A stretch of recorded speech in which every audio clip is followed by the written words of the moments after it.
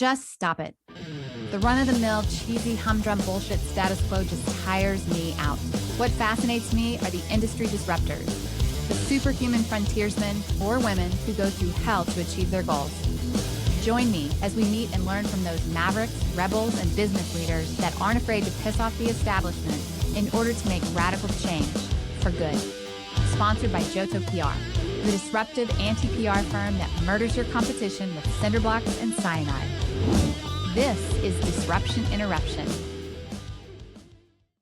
Welcome back, everybody, to Disruption Interruption. I'm your host, KJ, and we're here today to talk to another industry leader that has steered off the lame, tired path of the status quo.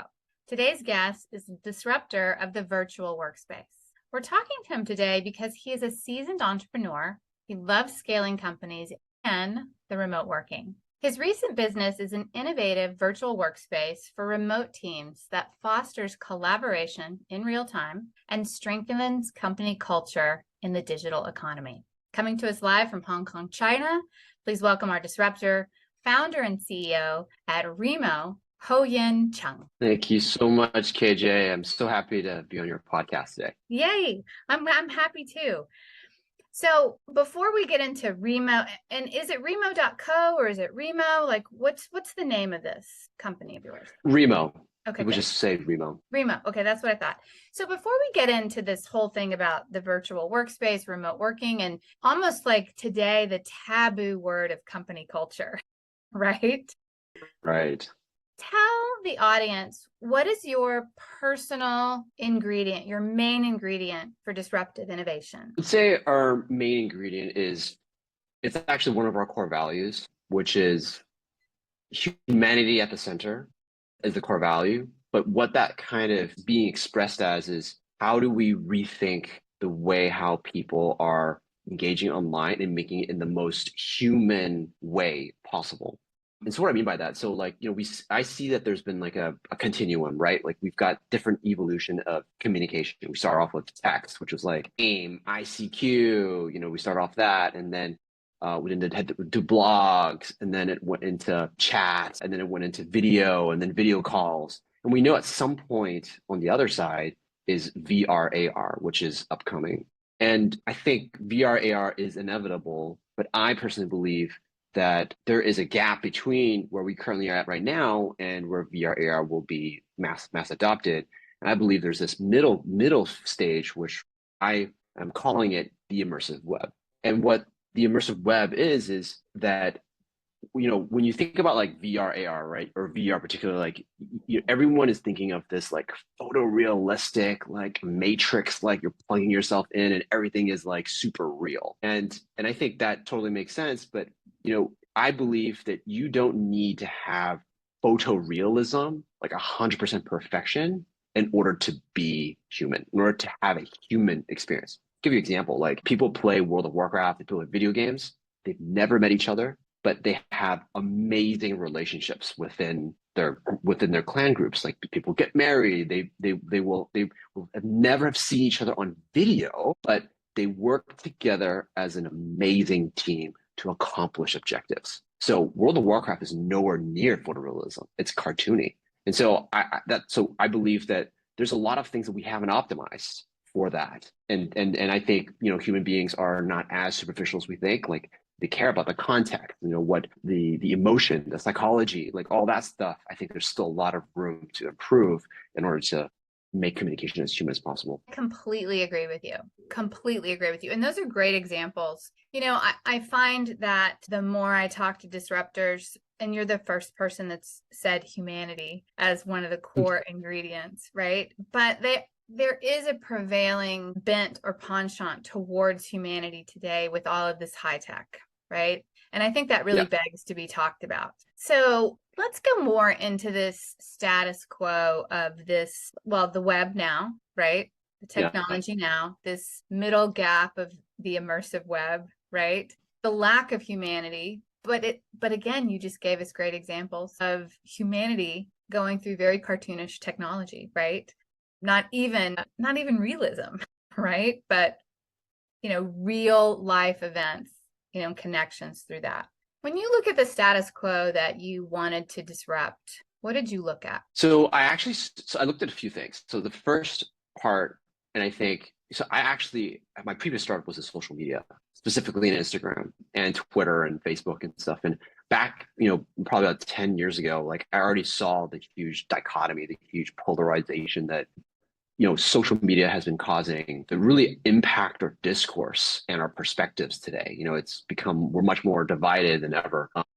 And I feel that was the first backdrop. Like, is this really human? Is it really human for us to stay in our own bubbles and treat each other in such a poor manner and troll each other? Like, why does it pull the worst in us? Why does it not pull more of the best? And I think that was one piece of that I really didn't like about, and I wanted to create something that we can authentically have authentic conversations that build meaningful relationships. Like that was like one part. And then the second part is when you think about the pandemic and how we're now normalized, everyone now still uses Zoom and Microsoft Teams, and they're great tools and we've been able to adopt them. But I do feel, and I do see, and all of our customers tell us that they are tools of convenience. Like it was there, it was convenient there, we adopted it. Now that we've finished adopting them, I mean, we now see that remote work is very difficult to create culture. It's very difficult to maintain relationships. If you've worked with colleagues before in an office, yeah, sure, it's a lot easier to work remotely. Like there's a lot of successful cases like that. But if you're now trying to build a business, bring in new employees under a remote umbrella, that is something that no one has ever, at least, I've done it. My team's fully remote. Other teams that have been doing this for years, but enterprises and large companies, have they been doing this? No, like not to the scale and the level that I think we may not be as well prepared for. And so what I think about Zoom and Teams, it's kind of like saying, hey, I want to do a sales kickoff at like a sales kickoff. Sales kickoffs are like super glitzy. There's a lot of Right. like, there's entertainment. There's a lot of, everything. Imagine you hosted a sales kickoff in a really stuffy boardroom. Yeah, like, it'd be horrible. Would you do that? Would you do that? Would you spend money on that? And the answer obviously is no, you would not do that. And no, they would never do that. You would never host something. You would host it, you would get a nice hotel, you would get entertainment, you would do all the things to make it a great experience. And so to me, that's Teams and Zoom. That's Teams and Zoom. Duffy is corporate. It's great. I mean, board meetings are perfect. Like boardrooms are great when you want to sit down and have a serious conversation. It's one to many. But when you have more complex events like training, workshops, networking, meet and greets, or like onboarding, where you're trying to onboard your new cohort and you're trying to inspire them, like, you don't do that in a stuffy boardroom. You do that in a hotel lobby. Like we spend so much time and effort trying to figure out what venue to do it, but we don't think about from a virtual venue. We don't think about that when it comes to the experience. And to me, that's the status quo that I feel like that is starting to change. It's starting to change where we're moving away from, okay, it's a sales kickoff. It's not a virtual meeting. It's actually an event. It's actually a virtual experience. We're slowly moving towards that direction, but I believe that I'm fighting against that stuff. You're fighting against the status quo of the virtual experience, or just the virtual static meeting? The idea that a virtual, like a static meeting, like hosting a meeting in Zoom. Yeah, it makes total sense. Well, you said a couple of things, right? The very first pillar of what you said, you talked about, social media, right? Why does it bring out the worst in us? Is this really real? It is highlighting the differences in humanity, which makes it non-human. I mean, we all know throughout history that when you highlight the differences of different cultures, it makes it okay to attack others. It makes it okay to commit war on other cultures, right? My first question to you is, why do you think it pulls out the worst? Well, I think there's several reasons. One is social media is a marketing tool. You use it to market something. You're using it for a goal. If you're an influencer, you want more followers, you want more exposure. If you're a business, you want more revenue. If you're, it used to be like somebody would have a Twitter account. I just want to talk about myself and just comment, blah blah blah. It was very, it was very innocent, like like a newborn, like a child. A little naive, but yeah. Exactly.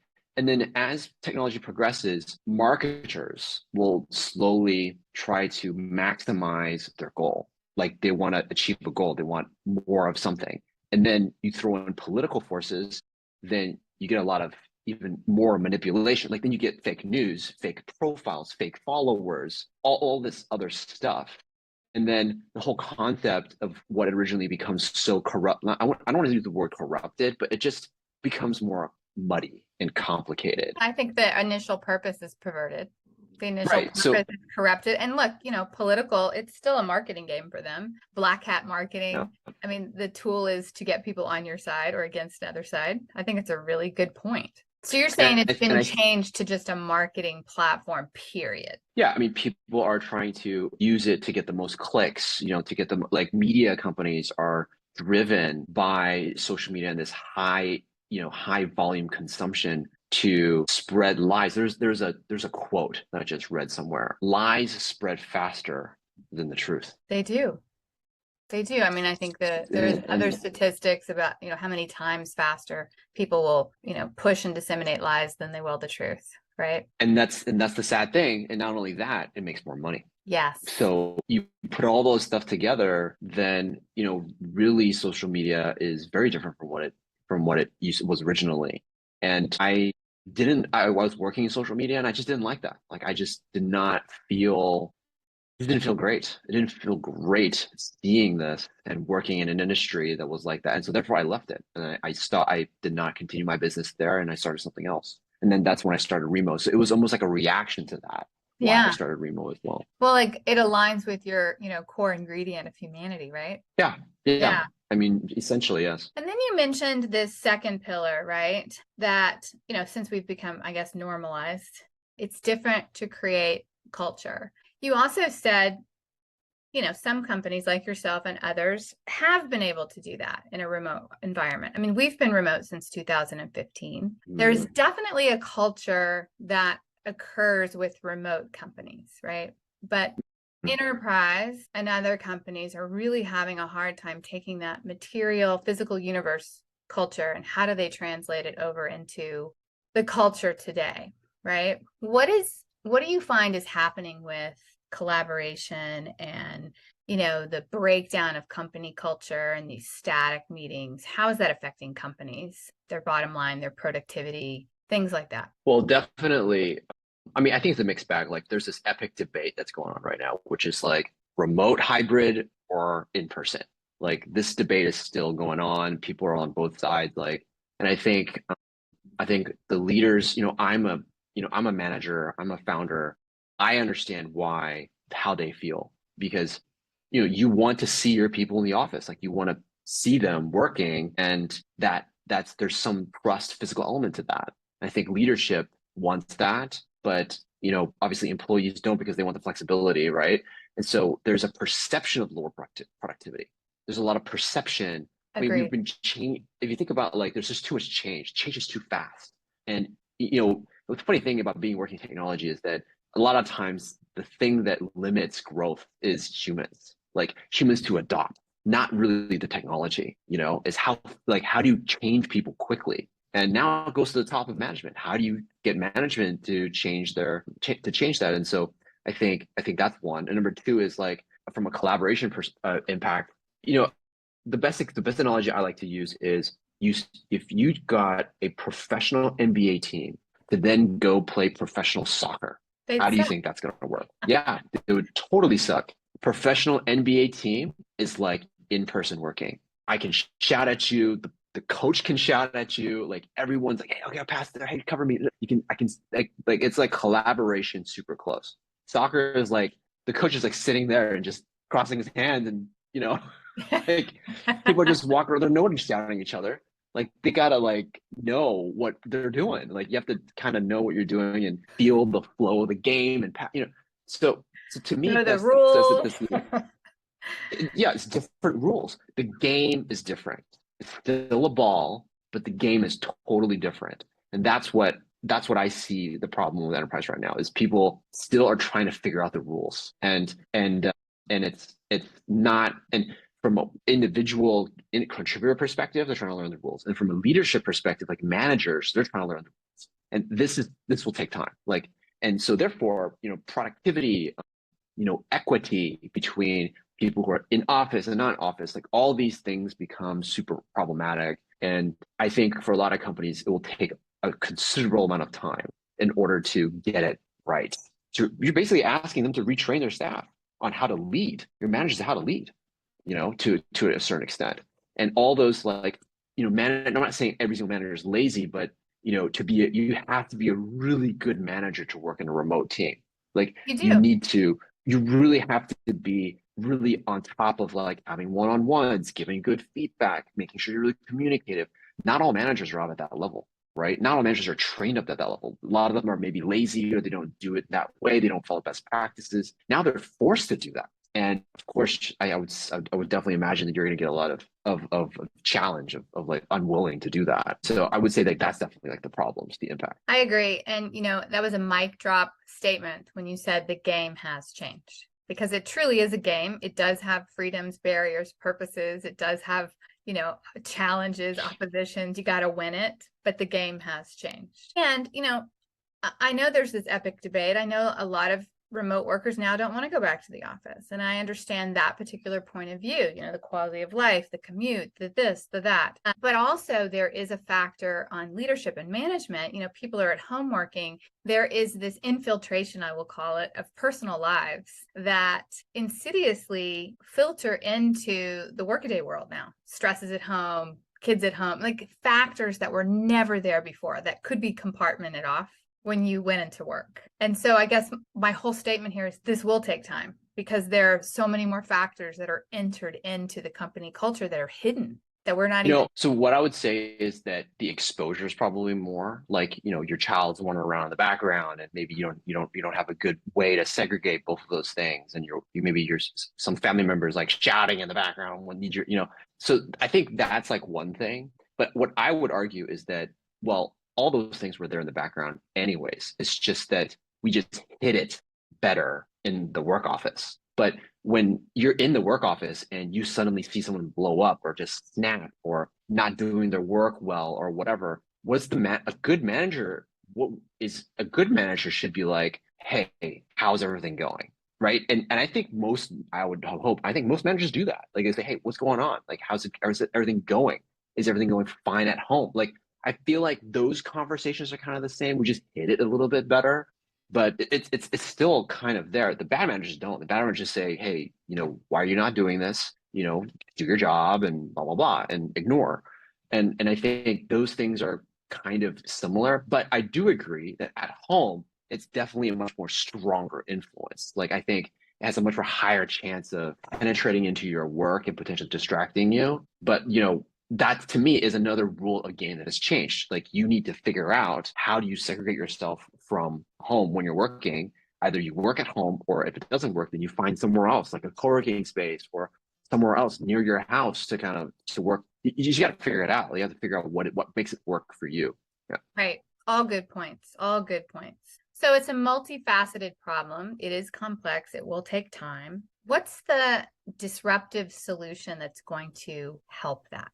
Let's get into Remo. Yeah. So I think the way how I like to analogize it is like some companies will spend a lot of money, or they'll spend some money on interior decoration of your office, or they'll buy a really nice logo, or they'll buy an extra nice reception desk, but the inside is like the chairs or whatever. Like people will spend money on that, and why do you spend money?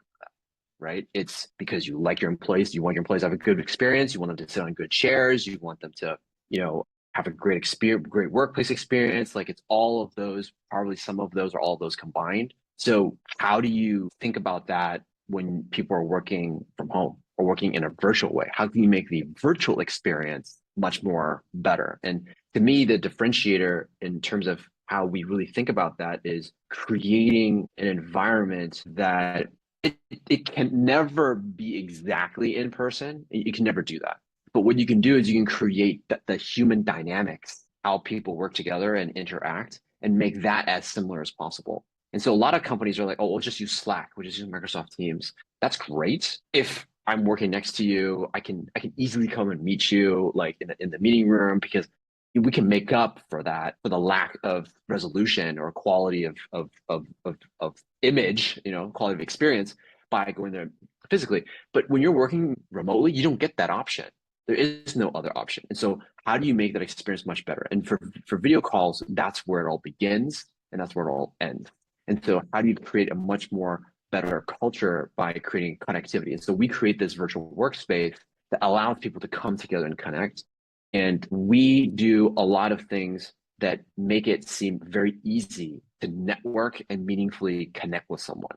And that is basically what we are very, very well known for, is the networking aspect. When I go and meet someone at network is exactly like it is in person. And we've been able to take those elements that aren't necessarily like photorealistic. I mean, it is a video call, but the dynamic we've been able to replicate. And that's what I mean by, hey, we can take current technology to make it feel human without making it 100% perfect, look like you're like right in front of me. And that's what Remo does. Got it. So now I understand Remo. Now I understand the name. That's good. How do you make it more realistic? Because you're talking about this interim between the video kind of two-dimensional calls and VR, which gets into 3D, but we're in this web immersive space. What are some of, like, if you had to explain it to the audience, a couple of like key points that they would really understand, how did you do that? What are those points? Sure. Yeah. I can share. So at Remo, we have this like virtual, so we have like a top-down 2D maps. Imagine you're looking at Google Maps and you zoom in, you found your office and you zoom in. You keep zooming in into the office, and suddenly you see the chairs, you see the desks, you see all that. You keep zooming in and you'll see the individual people, and they're represented as circles with their photo on it. And then you see people kind of like sitting at their desks. And so we've created like a digital twin of your office or of some imaginary place. Some people choose, this really beautiful like villa in Hawaii, like right by the beach or something. And then you can there's like a bunch of tables and people are sitting on those tables, and you double click to go to a table that you want to talk to someone. And once you enter that table, the videos of the people around that table will then just show up. And when you leave that table and go somewhere else, then in that new table, there's a new set of people, you'll see a new set of faces. And so what we've done is that you have, in order for you to be not a passive person, which you're a lot of times when you're in a meeting, you need to be an active participant. I mean, it's kind of like a game, right? When you're an active participant and you choose where you want to go, you're automatically engaged. It's like you're the driver of the car versus the passenger of the car. Sometimes in the past, like I would regard myself as I know where everything is. But if I'm a passenger in the car, I'm like, sometimes I'm lost. I'm like, I have no idea where this person's driving, sometimes, because you're just a passenger. You're not actively, not paying attention. Yeah, actively paying attention. Exactly. And so I would say it like that. And so we have successfully been able to make that feeling that you can go where you want to go, meet the people you want to meet. And once you go and meet those people, that's you can see them and interact with them. And within that space, you can not only interact with people that are online, like working from home, we can also interact with people who are working in the office, like in person. And to me, that's the key. The key is, how do you solve hybrid? Because fully remote is pretty easy. Fully in person actually is pretty easy, to be honest, because everyone's on the same playing field. Everyone is just doing the exact same thing, and it makes, it's very equitable. The problem is hybrid. How do you make these two groups interact with each other?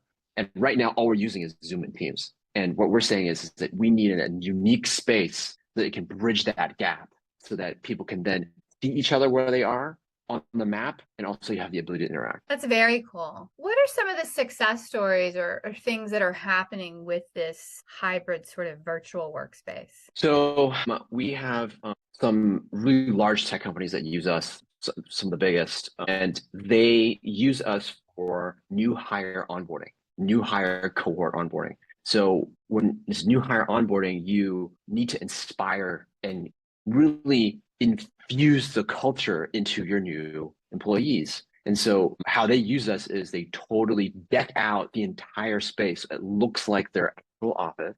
And that creates this sort of starstruck effect when they actually visit the office. I don't know if you've ever, like, you watch somebody on film or whatever, when you actually meet them in person, you're like, oh my gosh, So you can recreate that successfully. And they also use us to have small pods where people always are interacting with each other in these small pods throughout the entire onboarding. So they might come together, 4 to 6 people might be assigned to a really small group. It's called the Avengers, for example. And then they go through the entire onboarding like that. Now, why is that important? Well, it's important because it sounds like, well, duh, like this sounds really simple and easy. You see, it's very easy to make small groups and your inner circle very easily in person. I mean, it's human, it's natural.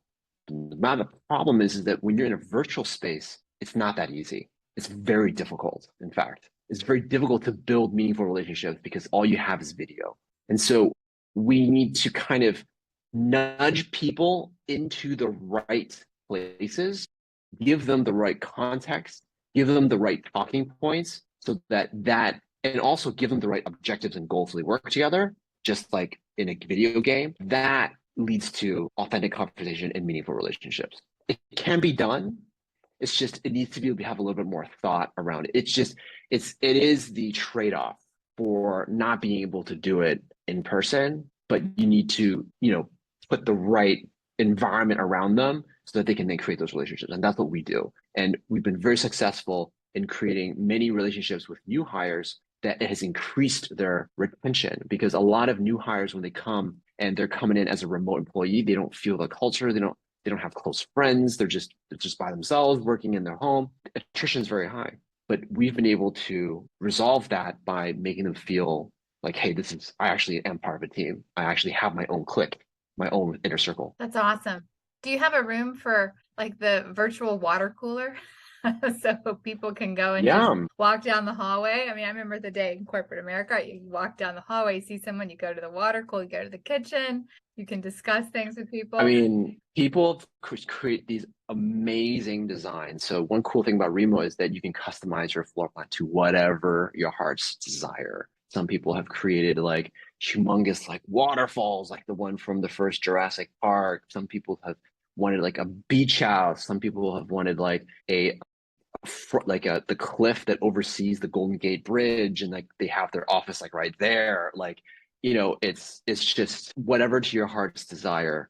And that's what makes it unique. Like it makes the experience really, really, really unique. Even though it's, it's kind of a gimmick or what, but sometimes you need those things in a virtual environment. It needs to be more exaggerated in order for you to make up for the lack of in-person that you need. You need to exaggerate some elements of that. That's a really good point. It's a really good point. So where do you see this? We're in this change. This change is going to take a while. This immersive web, as you call it. I love that name. Where do you see this virtual technology going? Where do you see it really being brought into corporate America? How long is it going to take? How is this going to help us bridge over to VR much better? What are your projections? Well, I think people need more immersive web type style communication like right now, because hybrid is chugging along. Like people are still trying to figure out hybrid, but I think as time goes on, people realize that hybrid's not going to cut it. Like, and then people are going to say, all right, well, I'm going to either go fully remote or I'm going to go fully in person. And so there's going to be like people are kind of like in drift either way. And some companies who are really good at organizing themselves might stay hybrid. So my projection is that from that perspective, there's going to be a real need for something to kind of make up for that, and people are going to struggle. The thing with like for VR and AR, I think I don't know when VR and AR will be truly adopted, but I know it will take some time for it to get down to a consumer level. Like productivity is pretty consumer. Like it's consumer as in like it needs to be quite mass adopted before it gets all the way down to that. So I still think that will take some time. In terms of like the problems that we're solving, like we're just solving problems of how humans connect online. And to be honest, VR has to solve those problems too. I mean, you still have to figure out how do you get people to really, connect, truly connect, because you can't use realism, because if you're photorealistic and it's 99% real, humans won't accept it. Humans are really good at figuring out, are you really human or you're not? Like we're just naturally wired to pattern match and spot those types of things because we're social animals. So you got to be really, really good at that. And so That's why I feel like trying to be 100%, trying to be like trying to be perfect becomes a very, very difficult endeavor, and it'll take some time. But that's why I said like you don't need to be 100% perfect in order to feel realistic. You can do so many things already. Like there's a clear example and track record of being able to do that. And so immersive web will have to solve all of these social, psychological, human ways. I'll give you one good example. 65% of human communication is nonverbal. Only 8 to 10% is what I say. That's it. So how do humans communicate? Apparently, words don't necessarily count for that much. They do, of course, it's important, but it's not the whole thing. So what are we missing? What is the nonverbal that we're missing? And I think that element is really where immersive web is focusing on. That's very interesting. So what are your biggest challenges right now with Remo? So I think right now it's like the uncertainty. People are still trying to figure out like all of the trends that would have normally happened would have taken years. Like things are changing, whatever. All the trends that are happening now are happening within like 2 years or like 6, 7, 8 months. Like things are changing so fast. I think the challenge is that people are still trying to figure out what they want. And so, or what they want to do, whether it's hybrid remote in terms of their work style or the way how they want to organize events. Do they want to do an in-person event or, a physical event? I think all of that is uncertain. And that is challenging because you're trying to navigate as people are trying to acclimate. And I think that's we have to pay attention. We have to constantly pay attention and understand where people's journeys are at. Yeah, you're right. We do have to really stay in the present, don't we? All this change can really knock you out. Just knock you out of the present yeah. So that's a challenge. That's very real. What are the plans for Remo? Where are you taking it? So several areas. One is like, how do we make our interaction and our product even more human? I think that's always been our long-term vision. And so we're creating a lot more innovation and research around that, around like human psychology and all that kind of stuff. I can't really share anything too specific, but there's definitely a lot of features around that in terms of visual, in terms of video and all that kind of stuff. And the second is more of like, we have found several industries that actually really work for us, several use cases that work for us. And I think it's just continuing to find more use cases and more industries that really understand Remo and have a good fit from a product market fit standpoint. And from that perspective, it's a lot about like trying to go to market, figuring out what features we need to fit and solve their problems. And so we're solving experiential problem, obviously, but we are also need to solve business problems too. And when you combine those two things together, then you have really good product market fit. Yeah, makes total sense. So what industries are you serving today really well? So right now we serve enterprise really well. We serve higher education well. We serve, we also serve like from an industry standpoint, like, chemical industry. We also serve some professional associations as well. That's still a decent size segment. Yeah. That's super interesting. Okay, great. So, ending thought on Remo, what's the one thing you want the audience to know? What to really think about and challenge themselves to look at something differently? Yeah, I think if people are working hybrid and they're working remote and they're trying to figure that out and try to figure out how to be more inclusive, how do you make better culture? I think the first thing you have to start thinking about is what is that online virtual experience look like? And I can say that flat out that just relying on Teams, Zoom, and Slack is not something that is, in my opinion, sustainable in creating a great culture, and at least in the short term. Like there's a lot of remote companies that do use that, but they've been trained for years to be able to work in that kind of environment. But when you have a lot of other people who need to have more like they're used to physical contact, you need a solution that's kind of in between that, not something that's fully text, but something that's also more immersive, so that you can help build these relationships stronger. The other thing is that if you're thinking about hybrid, you need to think about new employees way more, because they are the first ones that are going to be not willing to or not able to really like absorb the culture as well. And so what is your onboarding look like, and what does your ongoing virtual experience look like, and how do you make that as human as possible with the help of any kind of virtual workspace tool as Remo, but what are the actual policies in place to make it as human as possible? Love it. It's a really good challenge. Ho Yin, tell us a little bit about you personally. Like when did you have this epiphany or this moment like, that's it, I'm doing something about this? Was this an evolution for years? Have you always looked at things differently ever since, little Ho Yin, or was it this pivotal moment where you're like, F this, I'm doing something? I think like it definitely wasn't something that was immediate. I think it was definitely a gradual movement to this. I think to start off where like I was in social media, didn't like what I was doing. I actually became at the end of that previous startup, I became very depressed because I wasn't able to grow the business much further. I didn't like the what was starting to happen, like this polarization and trolling, all this stuff was happening. I just didn't really like it. And so I went through some serious reflection. I spoke to a lot of people. I even like worked with like a business coach and really trying to figure out what was it I wanted to do. And when I started off my company, I started off my company as a remote work company, like fully distributed way before 2020. And when I first started that, I did it because I wanted to basically find the best team and, put it together. Over time, I realized that remote working, there's this huge group of people that like, they were really passionate about remote working, and this is before 2020. And I started to learn a lot from them. I went to some physical events with them, like there's called Running Remote, which is like this conference for remote work and stuff like that. And this was like way before remote work was even a thing. And I learned all about these strategies and these best practices about how to lead a remote team. And what I realized about remote work was that it allowed people from all different places in the world to get jobs and to take care of them, to live the life they want to live.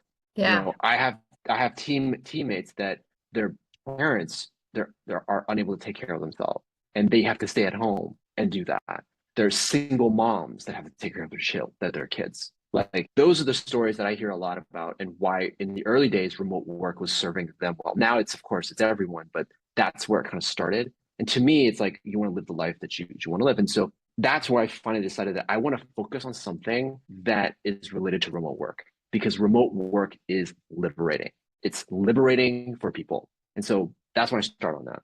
And then when I realized that remote work is very difficult to connect people, like it's difficult for me to connect with my teammates. I also found that out. And I was like, wow, it's really hard to lead a team. I had one team member actually left. And then when I asked him, like, why do you want to leave? And he said, well, I actually wanted to work on this, actually. I was like, I wish I knew about that, because then I would have, swap things around. And I realized that I didn't know that person. Like I worked with them, but I didn't know that person. It was so transactional, our relationship. And that's when I realized like the way how we work, remote work is so great, liberating, but there's no human connection. And so all of that combined made me slowly realize that I want to do something with remote work and try to help make that more authentic, that communication more authentic, that is not social media. And maybe that can help connect people together from different places, different religion, different political perspectives. And I felt that you talking to someone else allows people to understand each other more. And that conversation can be way more fruitful than just calling people names on comments on like a comment thread on like Facebook or something. Like I felt that was just so inhuman. Like you would never say that to someone's face. Like if each person recorded a video of themselves saying what they said, I bet you they wouldn't say that, because it's so mean. You would never do that. You have, and also the other thing is you're accountable on Facebook, Twitter. Are you accountable? Are you accountable for what you say? Not really. Not really. I mean, you can just say whatever you want and you don't get backlash from it. And I mean, if you're just a commenter, obviously. So I just, those are the things that are running through my mind. And I was like, okay, I really want to change that. How do we make something that can avoid that and go back to basics of like cavemen of, how did people communicate back in the day, and how do we talk to each other? I can't believe I'm asking that question. How do we talk to each other and socialize with each other back in the day? And that's kind of how I look. I look back a lot more than I look forward. I look back at what we did before as a template. Can you believe that? As a template of how we should be doing things moving forward. Isn't that ridiculous? I say it's like sounds ridiculous.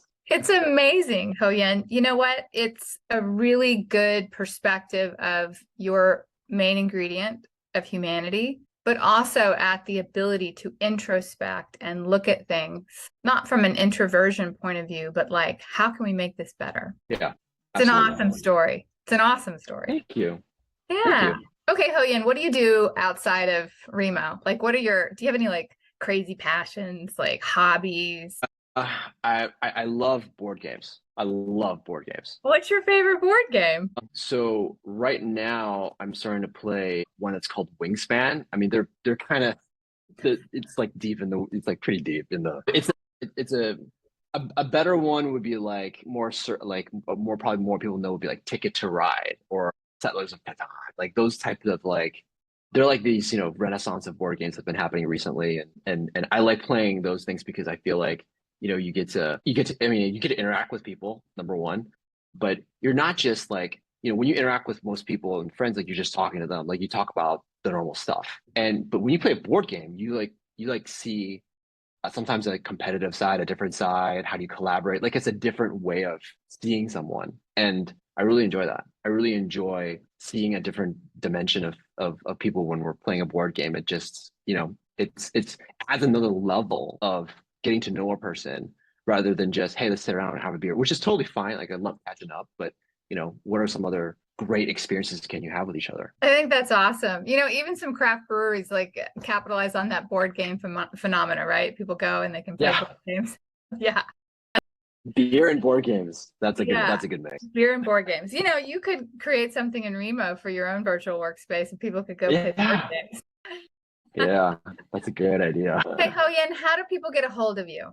So my LinkedIn would be the best. I can give you my LinkedIn and you can we'll put have show that notes in too. the So yeah. show notes. Ho Yin Cheung. Yes. LinkedIn's the best way to get a hold of you? Yes. Okay. LinkedIn's the best way. Awesome. And then Remo.co? Yeah. Remo.co, REMO.co. Awesome. Ho Yin, thank you so much. This has been a fun podcast. Yeah. This has been great. I know our audience is going to love it. Thank you so much, KJ. That's a wrap, everyone. If you learned something today or laughed, tell someone about this podcast and tell people to go disrupt their markets with a tidbit from this show. Thanks for listening to Disruption Interruption, where we transform lives, change consumer behavior, alter economics, and never accept the status quo. Ciao for now. Because we live in a highly litigious society, with America being one of the top litigious countries in the world, here's our legal disclaimer. This information is not intended to be a substitute for professional public relations or legal advice. Do not disregard seeking professional, legal, healthcare, or financial advice, or delay seeking professional PR or legal advice because of something you have heard here. Contact an attorney to obtain advice on any particular legal situation or problem. Use of this podcast or our website or any of its social media or email links do not create an agency-client relationship between Johto PR and the user.